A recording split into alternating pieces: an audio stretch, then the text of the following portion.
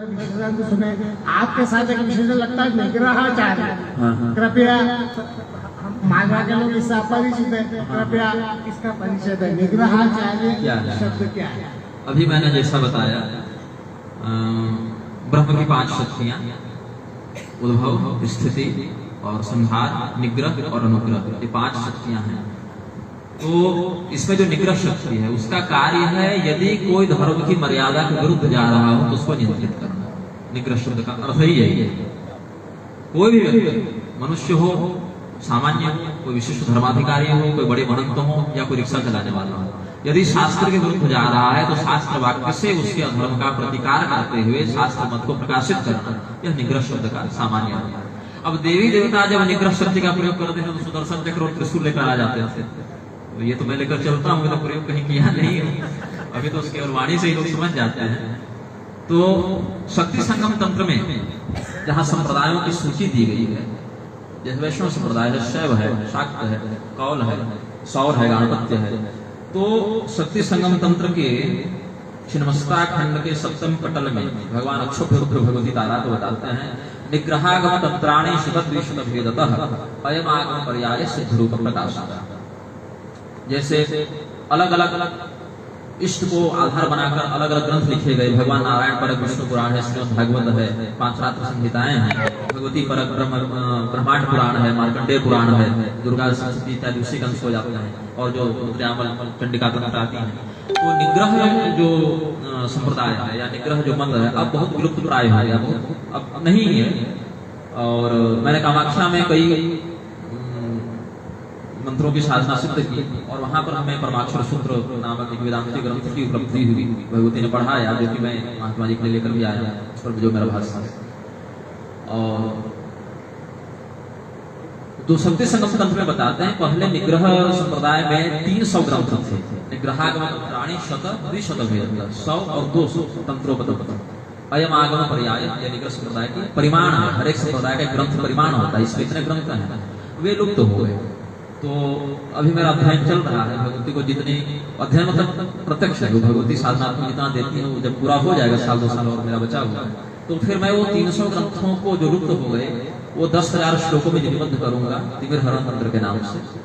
तो निग्रहाचार्य का जो शाब्दिक अर्थ हुआ, सर्वं प्रलय निग्रहाति इति निग्रह तस्यागम निग्रहागम तस्याचार्य निग्रहाचार्य इति शब्द शक्ति। निग्रह संप्रदाय के जो 100 तंत्र और 200 तंत्र जो शक्ति संगम तंत्र में भगवान अक्षोभ्य ने बताए हैं, वो निग्रहागमों को जो जानता है और जो उनके माध्यम से धर्म की रक्षा करते हुए समाज को शास्त्र वाक्य से अनुशासित करता है, वह निग्रहाचार्य है। ऐसा समझना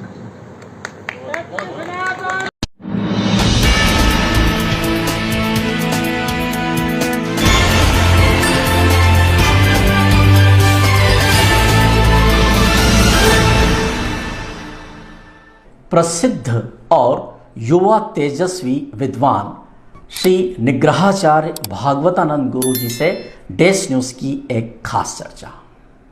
दर्शकों नमस्कार। आज हम एक ऐसी विद्वत विभूति से धर्म चर्चा कर रहे हैं जो मूल रूप से झारखंड के निवासी हैं। 25 वर्षीय युवा तेजस्वी विद्वान निग्रहाचार्य श्री भागवतानंद गुरु जी जो मंदसौर प्रवास पर हैं और आगामी 2 नवंबर से रामानुज कोट में श्री विष्णु महापुराण की कथा का आपके मुखारविंद से शुभारंभ होगा। आज कुछ प्रश्न लेकर हम पूज्य निग्रहाचार्य भागवतानंद गुरु जी के समक्ष आए हैं। गुरु जी, हम आपका सबसे पहले हमारे दर्शकों की ओर से स्वागत करते हैं और आपको प्रणाम करते हैं। धन्यवाद, मंगलमस्तु। जी जी। मेरा पहला प्रश्न गुरु जी ये है कि ये जो आपकी पदवी है निग्रहाचार्य, आमतौर पर इस पदवी के बारे में जो लोगों को ज्ञान है वह हो सकता है कि कुछ अधूरा हो। आप हमें निग्रहाचार्य शब्द की विवेचना कर आप बताएं कि ये क्या होता है। सनातन धर्म में आगम परंपरा और निगम परंपरा 2 हैं जी। दोनों एक दूसरे से जुड़ी हुई हैं। भगवती कहती हैं आगमो निगमश्चैव द्वौबाहु मम शंकर। आगम परंपरा मतलब तांत्रिक परंपरा, निगम परंपरा मतलब वैदिक परंपरा। और जैसे हमारे शरीर में दाएं और बाएं हाथ हैं, वैसे भगवान के शरीर में, भगवती के दिव्य शरीर में वेद और तंत्र दोनों मार्गों को दाएं और बाएं भुजा के रूप में बताया गया है। इसमें जो वैदिक संप्रदाय हैं वे भी औपनिषदिक मत से कहीं न कहीं तांत्रिक निगम के अतिरिक्त जो तांत्रिक आगम परंपरा है उसमें जुड़े हुए रहते हैं। इसीलिए भगवान शंकराचार्य जी ने भी प्रपंचसार तंत्र इत्यादि की रचना की। वैष्णव संप्रदाय में वैष्णवागम है, शैव संप्रदाय में शैवागम है, शाक्तों के मध्य शाक्तागम है। तो शक्ति संगम महातंत्र राज में जो छिन्नमस्ता खंड है उसके अंतर्गत जो आगमोक्त संप्रदाय है उसमें लगभग 28 संप्रदायों का वर्णन है। 28 संप्रदाय का तो विस्तृत वर्णन मैं करूंगा तो अधिक विषयांतर हो जाएगा। जिसमें जो निग्रह संप्रदाय है वो 28वां है। मतलब जब हम संप्रदायों की श्रृंखला की बात करेंगे तो जो 28वां अंतिम समापन संप्रदाय होगा वो निग्रह संप्रदाय है। तो जिस प्रकार से वैष्णवागमों से भगवान विष्णु की आराधना करके और वैष्णवागमों के सिद्धांत पर चलकर आचार्य जन वैष्णवाचार्य की उपाधि धारण करते हैं। फिर कौल परंपरा में कौलाचार्य हैं और शंकराचार्य की परंपरा में शंकराचार्य शब्द भी आता है। उसी प्रकार से जो निग्रहागमों के अंतर्गत चलते हैं इनको निग्रहाचार्य कहा जाता है। लेकिन हमारी परंपरा क्या है, ये बहुत ही विलुप्त हो गई, क्योंकि सकाले नेह महता योगो नष्ट परंतप, भगवान ने भी कहा कि गीता की परंपरा लुप्त हो गई थी। अर्जुन हम तुमको बता रहे हैं पुनः उसको जागृत करके। तो मैं कामाख्या के जंगलों में जब घोर तपस्या में लीन था तो मुझे निग्रह संप्रदाय का बोध हुआ और उसी समय मैंने भगवती की जो आराधना की थी उससे इसका मूलमंत्र इत्यादि भी ज्ञात हुआ, इसका सिद्धांत ज्ञात हुआ। और मेरा मुख्य कार्य इस निग्रहागमों से संबंधित सिद्धांत को समन्वयवादी विचारधारा के साथ लेते हुए सभी संप्रदायों के साथ चलते हुए धर्मानुसार लोगों का मार्गदर्शन करना है। भगवान शंकराचार्य जी ने भी निग्रह शब्द की जो व्याख्या की है, सर्वं प्रलय निग्रहणाति निग्रह, जो सबों को प्रलय में लीन कर दे, जहां जाकर सबों का समापन हो जाए वह निग्रह होता है।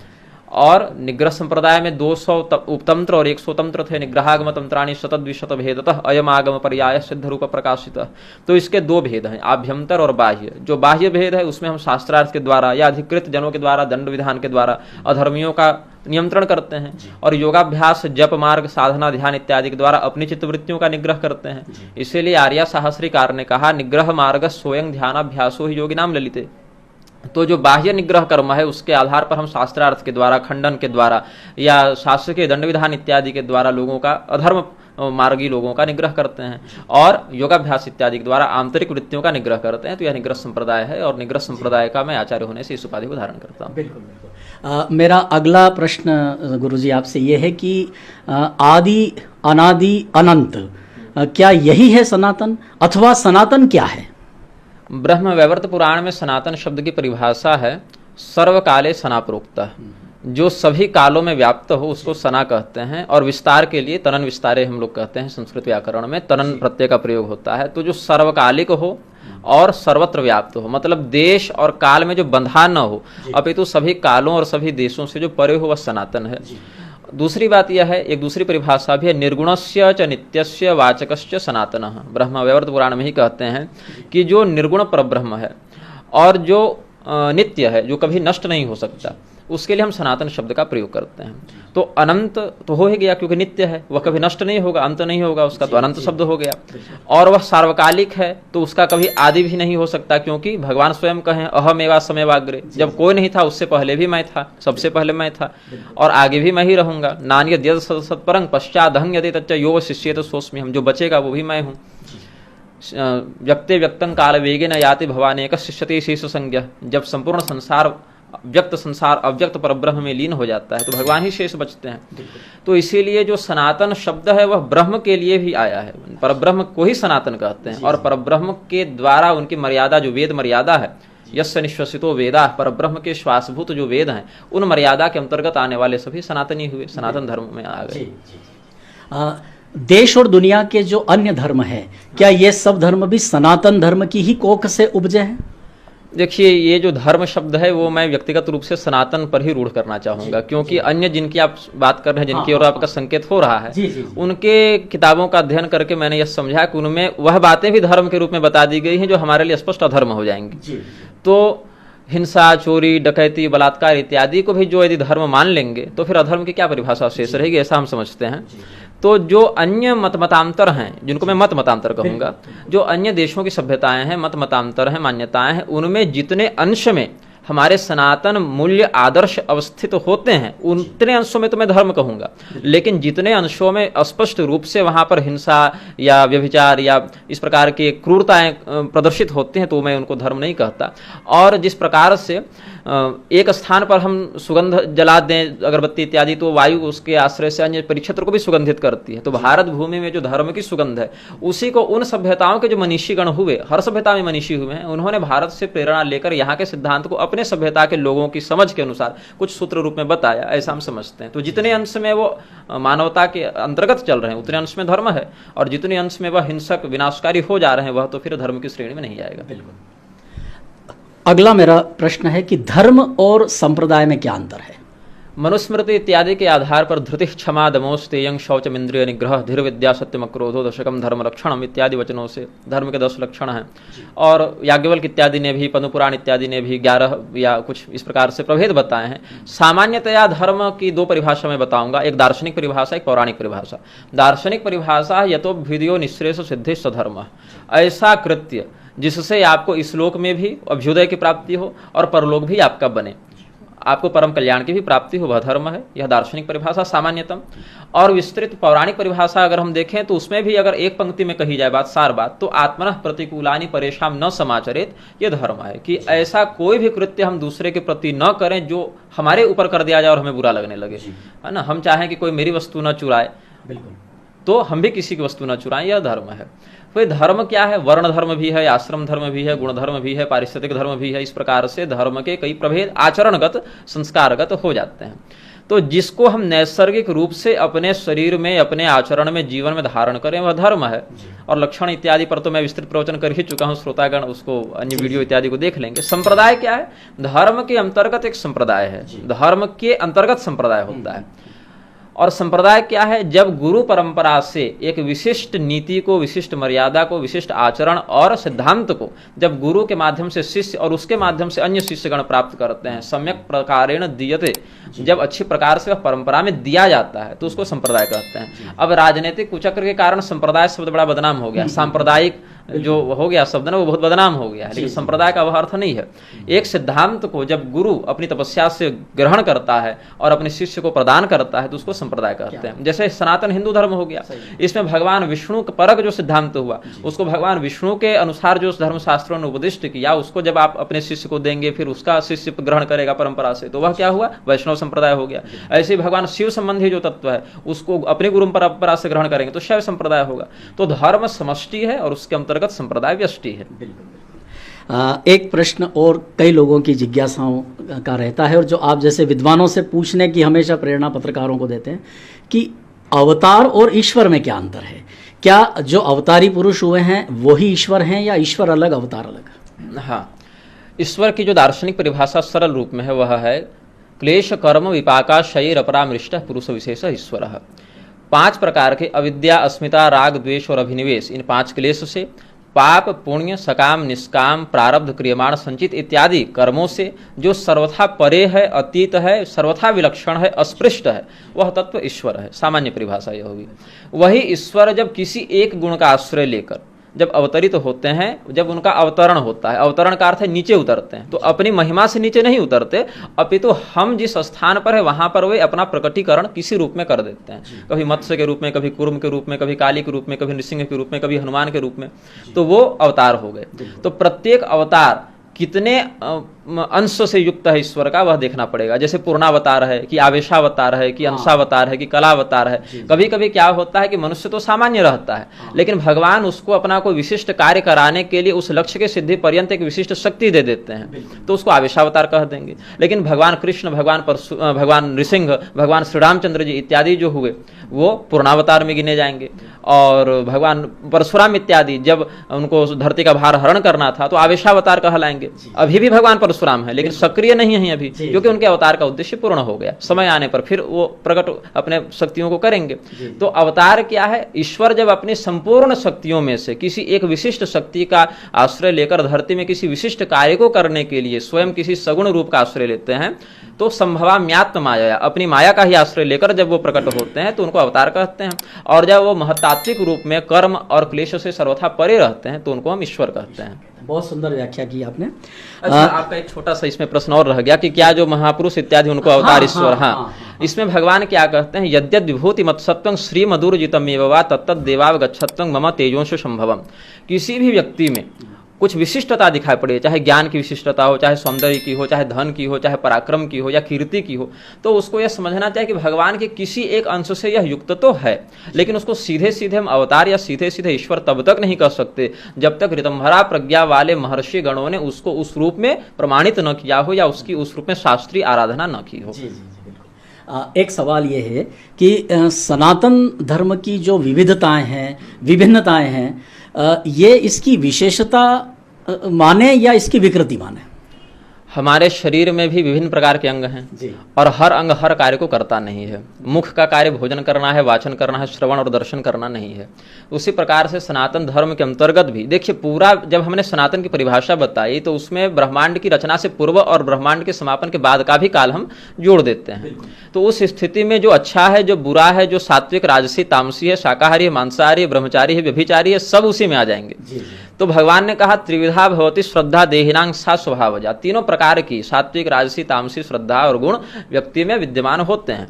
तो भगवान ने जब यह कह दिया कि सनातन के ही अंतर्गत सब आएंगे, रावण भी देखिए और भगवान श्री रामचंद्र जी को भी देखिए, हिंदू ही दोनों थे ना, हिंदू ही कहेंगे, अलग तो नहीं कहेंगे। रावण भी भगवान शिव जी का उपासक था, भगवान श्री रामचंद्र जी तो भगवान है, परब्रह्म है।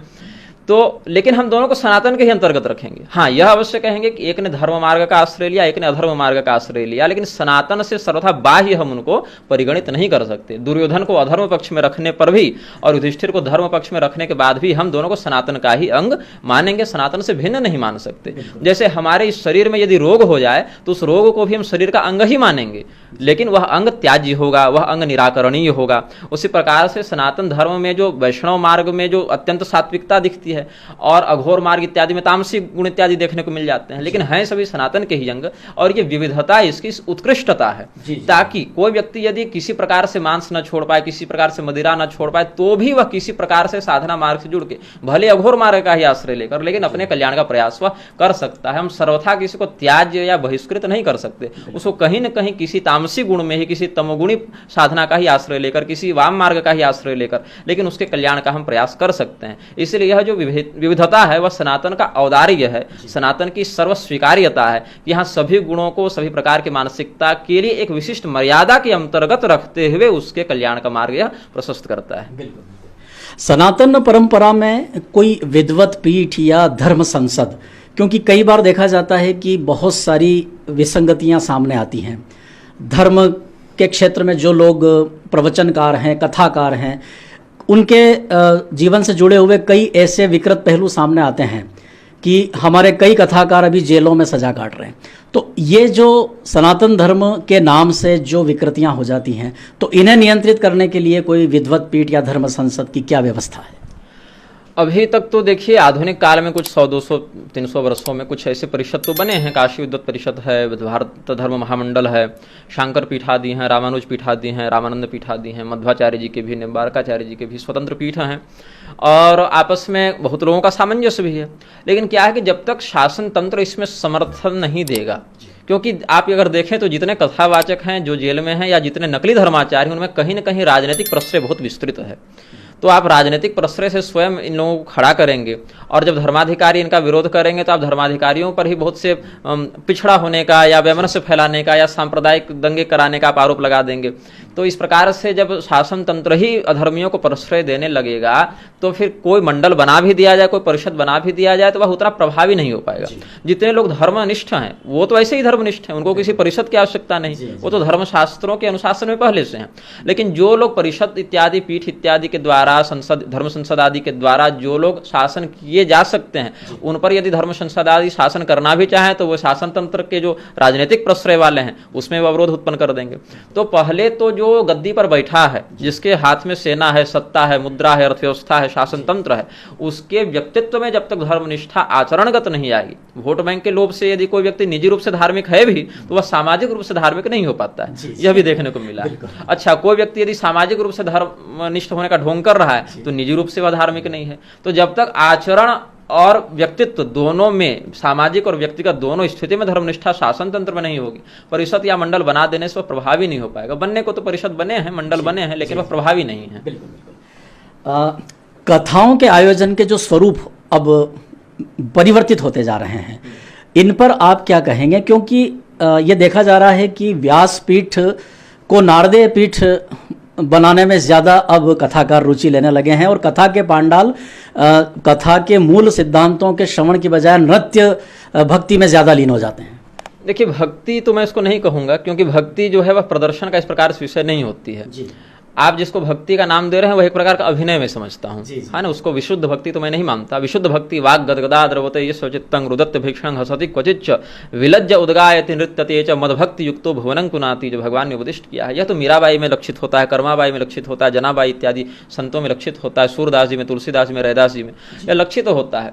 लेकिन जो व्यासपीठ हैं, आपने नारदीय शब्द का प्रयोग किया, भगवान नारद की छवि बहुत बिगाड़ दी गई है कि वो चुगली करते हैं, लड़ाते चलते हैं। नहीं, भगवान नारद वो सदगुरु हैं, वो जो वेदव्यास जी, जगत गुरु वेदव्यास जी के शोक का वो शमन कर देते हैं। भगवती भक्ति जब कष्ट में होती है तो भगवान नारद जी की शरण में जाती हैं, उनके माध्यम से उनको कल्याण की प्राप्ति होती है। 5-5 वर्ष के ध्रुव और प्रहलाद को जो भगवान नारायण से भेंट करा देते हैं, वो किस स्तर के ज्ञानी होंगे, है ना।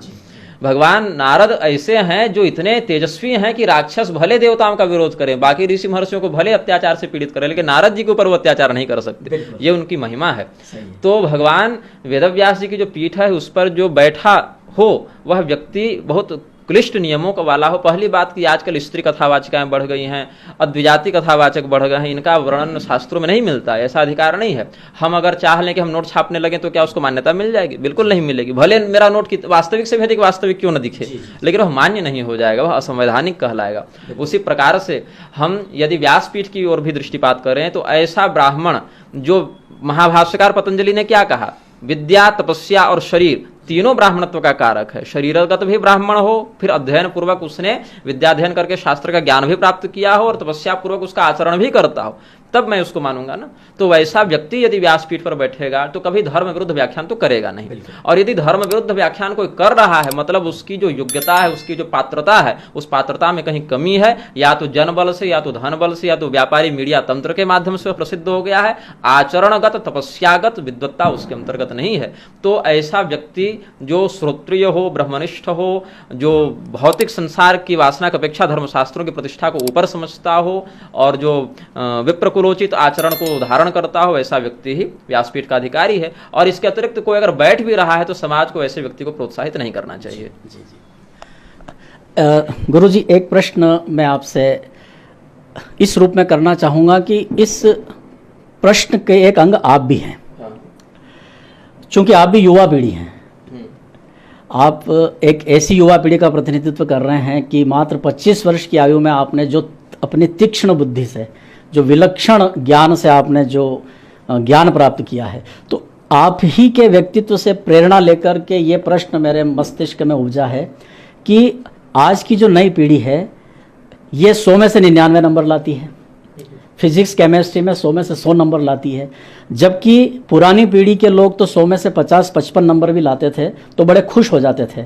लेकिन आज एक लड़की मंदसौर में इसलिए आत्महत्या कर लेती है कि उसे विश्वास था कि उसे 98% नंबर आएंगे, लेकिन उसके 90% ही आए, इसलिए उसने सुसाइड कर लिया, डिप्रेशन में चली गई। सवाल मेरा यह है कि आज की ये युवा पीढ़ी, आप जैसे युवा जिन्हें प्रभु ने बहुत तीक्ष्ण ज्ञान बुद्धि दी है, यदि फिजिक्स केमिस्ट्री की तर्ज पर यदि ये हमारे धर्म शास्त्रों का अध्ययन करें, पुराणों का अध्ययन करें, वेदों का अध्ययन करें, तो आप जो क्रांति कर रहे हैं आज धर्म और अध्यात्म के क्षेत्र में, तो आप जैसे युवाओं की ये जो फौज है, क्या इस देश को नहीं बदल सकती?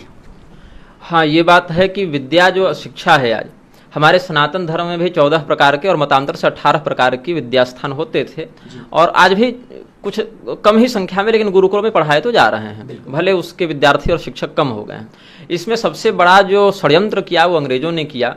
अच्छा, मुगलों ने अत्याचार किया, मुगलों ने हमारे ग्रंथों के साथ भी छेड़छाड़ के अर्थ है कि ग्रंथों की परंपरा के साथ छेड़छाड़, मौलिक ग्रंथ में नहीं, मतलब परंपरा को तोड़ने का प्रयास किया। ग्रंथ तो ग्रंथ हैं ही, मौलिक हैं ही, लेकिन उनको पढ़ने और पढ़ाने वाले लोगों को मारना शुरू किया, ये उन्होंने किया। रही सही कसर किसने पूरी कर दी? अंग्रेजों ने पूरी कर दी कि वो एक नई शिक्षा पद्धति के नाम पर जो मैकॉले का वो जो लेकर आए, उसमें डिग्री के साथ जोड़ दिया। और अब क्या है, अब ज्ञान प्रसारित नहीं होता। अब पेन ड्राइव से जैसे कॉपी करते हैं फाइल ना, वैसे एक कोर्स को पढ़ा दिया गया, रटवा दिया गया, और वह ज्ञान व्यक्ति नंबर लाने के बाद 2-3 दिन बाद भूल भी जाता है।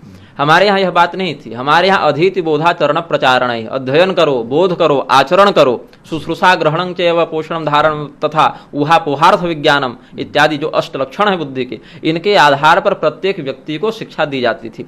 फिर उसकी वर्णगत शिक्षा है, उसकी जातिगत शिक्षा है। जैसे कोई कुम्हार का बच्चा है, वो अपने जो जातिगत कला है वो अपने पिता से, पितामह से घर में सीख लेता था। उसका समय भी बचा, बाल कौशल से उसमें विकसित होती थी। आप देखेंगे कोई संगीतकार है, माता पिता सब संगीतज्ञ हैं, तो उसके बच्चे में स्वाभाविक संगीत के गुण विकसित होने लगते हैं। अब कोई बिल्कुल ही पूर्वकृत कर्म के कारण मंदबुद्धि हो जाए तो अलग बात है, लेकिन एक देखने को मिलता है कि जो चिकित्सक हैं, उनके घर में चिकित्सा से संबंधित जो व्यवसायी वर्ग है, जैसे मारवाड़ी समाज देख लीजिए, एक ब्राह्मण कितना भी सफल व्यवसायी हो जाए, लेकिन मारवाड़ी से कुशल व्यवसाय वो नहीं कर पाएगा, क्योंकि उनका जातिगत संस्कारगत धर्म है। ठीक है, उसी प्रकार से देख लें तो जिस प्रकार से ज्ञान क्षेत्र में ब्राह्मणों का है, उतना ब्राह्मण का पराक्रम में नहीं दिखेगा। क्षत्रियों का जितना पराक्रम में दिखेगा उतना ज्ञान मार्ग में नहीं दिखेगा। तो प्रकृति सबों को एक निश्चित गुण और निश्चित प्रतिभा देकर भेजती है। तो पहले तो यह चाहिए कि सामाजिक जो हमारी वर्णाश्रम व्यवस्था थी, उसमें जिन व्यक्तियों का जिस प्रकार के ग्रंथों, कलाओं, विद्याओं में, आज आप देखें शूद्र वर्ण के लोगों ने जितने अच्छी और अद्भुत मूर्ति कला और मंदिरों का निर्माण कर दिया है, जो शिल्प शास्त्र, वास्तु शास्त्र से, क्या वो आज के इंजीनियर कर पाएंगे? डिग्री वाले, नंबर वाले? नहीं। उनके पास डिग्री नहीं थी, उनके पास ज्ञान था, कौशल था, अनुभव था अपनी कला का। और जो डिग्री वाले हैं उनका लक्ष्य क्या है? डिग्री प्राप्त करना। तो इसको जब तक बंद नहीं किया जाएगा और कौशल परक जब तक ज्ञान नहीं दिया जाएगा, तब तक कोई लाभ नहीं होगा। हाँ, अगर इसको ये कर दिया जाए तो फिर मैं जैसे अपने कर्तव्य को कर रहा हूँ अपने माता पिता गुरुजनों के पास से, बाकी लोग भी अपने कर्तव्य को करेंगे। बिल्कुल बिल्कुल। गुरु जी, एक आखिरी सवाल है मेरा। शंकर और शिव में कुछ अंतर है क्या? शंकर अलग और शिव अलग हैं? आजकल ना, मैंने एक प्रवचन में कहा था, जैसे फफूंद लग जाती है ना गीली लकड़ी में, वैसे फफूंद हो गए हैं धर्म में। ये कोई भी नई शब्दावली ले आते हैं, मशरूम उग जाते हैं और उसके बाद इसकी दुर्गंध बाकी लोगों तक फैलाते रहते हैं। शं इति कल्याणम तं करोति इति शिवः। ठीक है, शंकर जो कल्याण को करे तत्करोति इति शंकर, जो कल्याण को करे, कल्याण मंगलकारी स्वयं भी हो और अपने भक्तों के लिए मंगल प्रदान करने वाला हो, वह तत्व शंकर कहलाता है। और शिव तत्व भी कल्याणवाचक है। तो जिस प्रकार से यदि किसी को हम पिता कहें या किसी को जनक कहें, तो दोनों अलग अलग शब्द भिन्न श्रुति अर्थ होने पर भी अर्थ उनका समान रहेगा। उसी प्रकार से भगवान शिव और भगवान शंकर तत्व तो एक ही हैं, बस जैसे कहा अमंगल्यं शीलं तव भवतु नामयो अखिलं तथापि स्मर्तृणां वरद परमं मंगलमसि। तो जो अमंगल रूपी तत्व को सर्प, श्मशान की चिता, कपाल, अस्थिमाला इत्यादि भूत प्रेत से घिरे रहने पर भी अमंगलकारी वेश वाले होकर भी संपूर्ण संसार को कल्याण प्रदान करने वाले हैं, वही शंकर भी हैं, वही शिव भी हैं। हाँ, यह अवश्य है कि कुछ तांत्रिक परंपराओं में ध्यान में भेद हो जाता है। जैसे सदाशिव शब्द से, ईशान शब्द से, ईश्वर शब्द से, रुद्र शब्द से हम लोग जो है सो रुद्र, अथर्व, शीर्ष इत्यादि पढ़ते हैं कि अलग अलग नाम से अलग अलग स्वरूप। जैसे हम कहेंगे गिरधर, तो भगवान कृष्ण का गोवर्धन उठाए हुए स्वरूप आ जाएगा। यदि हम चक्रधर कह दे तो चक्रधारण की रूप स्वरूप आ जाएगा। यदि माखन चोर इत्यादि कह दे तो माखन चुराते हो जाएगा, और गीतोपदेष्टा कह दे तो गीता को उपदेश करते हो जाएगा, लेकिन देवता तो वही रहेंगे। वैसे शंकर और शिव से कुछ लाक्षणिक भेद हो सकता है स्वरूपतः, लेकिन तत्व वही है, देवता वही है। जी जी। तो दर्शकों, आज हमने एक विशेष धर्म चर्चा की प्रसिद्ध विद्वान, विभूति, तेजस्वी युवा आचार्य, निग्रहाचार्य श्री भागवतानंद गुरु जी से। आप रामानुज कोट मंदसौर में इन दिनों ठहरे हुए हैं और 2 नवंबर से इसी परिसर में विष्णु महापुराण की कथा का शुभारंभ आपके मुखारबिंद से होगा। दोपहर 12 बजे से 4 बजे तक कथा का आयोजन होगा और 4 बजे से 5 बजे तक जो जिज्ञासाएं श्रोताओं के मन में प्रश्न के रूप में उभरेगी, उसका समाधान पूज्य गुरु जी करेंगे। गुरु जी, मैं आपको बहुत बहुत धन्यवाद देता हूं हमारे सभी दर्शकों की ओर से। आपने समय निकाला और हमारे प्रश्नों के जवाब दिए। श्रीमन नारायण सबों का मंगल हो, धर्म की जय हो। बहुत बहुत धन्यवाद।